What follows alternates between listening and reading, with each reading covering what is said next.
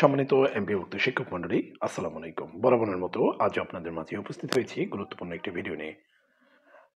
আপনারা ইতিপূর্বে অবগত আছেন যে আপনাদের যে ফেব্রুয়ারি মাসের বেতন সহ বোনাস আ এগুলো দীর্ঘদিন অপেক্ষার পর আজ সেগুলো রাষ্ট্রায়ত্ত ৪ টি ব্যাংকের মাধ্যমে সেগুলো আপনাদের অ্যাকাউন্টে এসএমএস এর মাধ্যমে দেওয়া হয়েছে। ইতিপূর্বে আপনারা সেই মেসেজটি পেয়েছেন। এখন যে জটিলতাটা সৃষ্টি হয়েছে সেটি হচ্ছে টাকা কিভাবে আপনি উত্তোলন করবেন।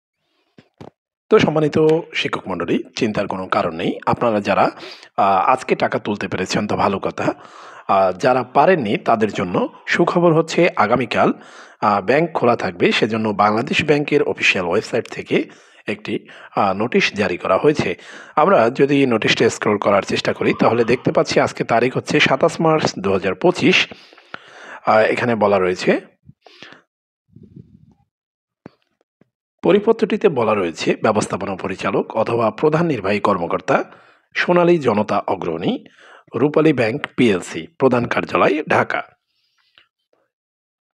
৪টি রাষ্ট্রায়ত্ত ব্যাংক ২৮ মার্চ ২০২৫ তারিখ শুক্রবার খোলা রাখা প্রসঙ্গে প্রিয় মহোদয়, শিক্ষা মন্ত্রণালয়ের ২৭ মার্চ ২০২৫ তারিখের স্মারক নঙের প্রেক্ষিতে মাধ্যমিক ও উচ্চশিক্ষা বিভাগের আওতাধীন বেসরকারি শিক্ষা প্রতিষ্ঠানের এমপিভুক্ত শিক্ষক অথবা কর্মচারীদের ঈদ উল ফিতরের পূর্বেই বেতন ভাতাদি উত্তোলন পূর্বক যথাযথভাবে ঈদ অনুষ্ঠান উদযাপনের নিমিত্তে আপনাদের ব্যাংকের সংশ্লিষ্ট শাখাসমূহ পর্যাপ্ত নিরাপত্তা নিশ্চিত করে আগামী ২৮ মার্চ ২০২৫ তারিখ শুক্রবার সরকারি ছুটির দিন নিম্নোক্ত সময়সূচি অনুযায়ী সীমিত সংখ্যক লোকবলের মাধ্যমে সীমিত পরিসরে ব্যাংকিং কার্যক্রম পরিচালনা করার জন্য নির্দেশনা প্রদান করা হলো। বক্সের ভিতরে যে বিষয়টিগুলো রয়েছে সেগুলো হচ্ছে ২৮ মার্চ ২০২৫ রোজ শুক্রবার অফিস সময়সূচি সকাল ১০ ঘটিকা হতে অপরাহ্ন ৩টা পর্যন্ত, ৩ ঘটিকা পর্যন্ত। এর মধ্যে বলে রাখি, দুপুর ১ ঘটিকা হতে ২ ঘটিকা পর্যন্ত জুমাতুল বিদার বিরতি। লেনদেনের সময়সূচি সকাল ১০ ঘটিকা হতে দুপুর ১২ ঘটিকা পর্যন্ত, অর্থাৎ সকাল ১০টা থেকে দুপুর ১২টা পর্যন্ত এই ২ ঘন্টা সময়ের মধ্যে আপনারা আপনাদের যে বেতন ভাতাদি সেই বেতন ভাতাদির যে অংশ সেটি উত্তোলন করতে পারবেন।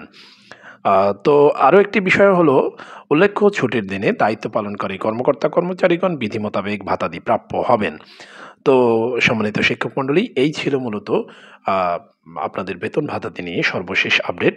আমরা আশা রাখবো আপনারা আপনাদের কাঙ্ক্ষিত যে বেতন ভাতা সেগুলো হাতে পাবেন এবং আপনাদের পরিবারে নিয়ে সুন্দরভাবে সবার মতো ঈদ উদযাপন করবেন। তো সবাইকে ঈদের শুভেচ্ছা জানিয়ে আজকের মতো এখানে বিদায় নিচ্ছি। আসসালামু আলাইকুম।